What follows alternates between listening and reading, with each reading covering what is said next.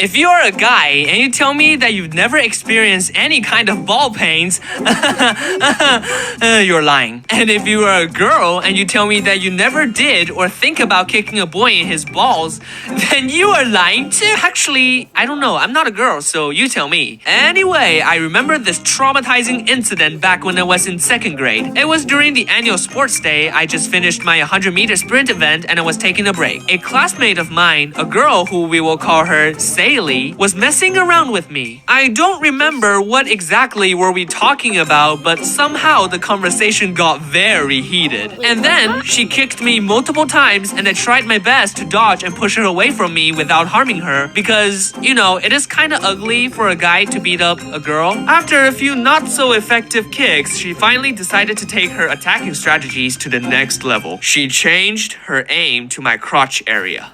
Okay, get this. I was a fairly complacent kid back then. Never have I ever got into any fights or troubles. I barely even participate in any physical activities. Nothing in my life has ever prepared me for this type of situation. Also, Saily's kicks were pretty violent, at least for the 8-year-old me.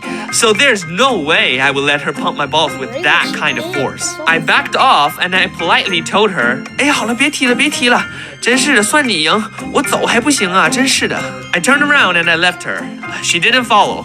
Good. Again, I cannot even recall how did we start the fight in the first place, but I was darn pissed, alright? I found a soccer goal and I sat down next to the post with my legs open like this.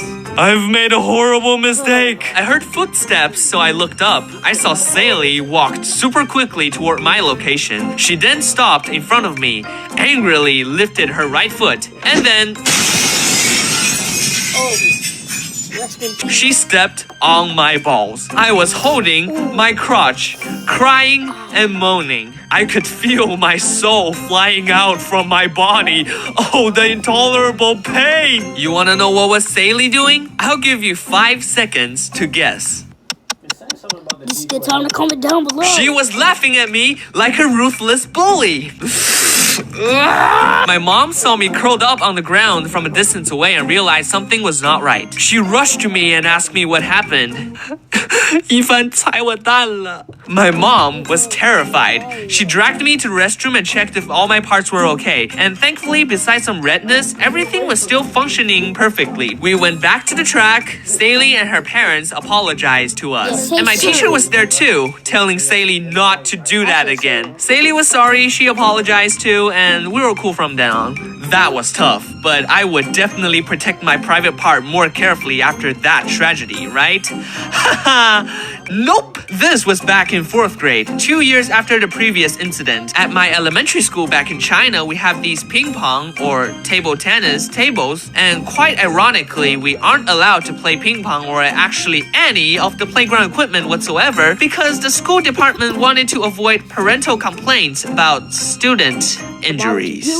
Why did you even build them in the first place? So because of the restriction, most of the kids decided to sit on the table and talk and chill and stuff. One day I was hanging out with my friends next to those ping pong tables. I didn't enjoy playing with boys because their activities tend to be highly physical. And as I mentioned before, I wasn't an active kid, so I regularly played with girls. But it comes with a price. So this other girl named Summer and 2 other girls are sitting on the ping pong table and I was standing in front of them. And while they were talking, they were swinging their dangling legs because it was a brilliant idea to do that when a guy is literally standing like 1/2 meter away with his nuts exposed. One of Summer's swing almost got me and I immediately jumped back. She and the other girls giggled.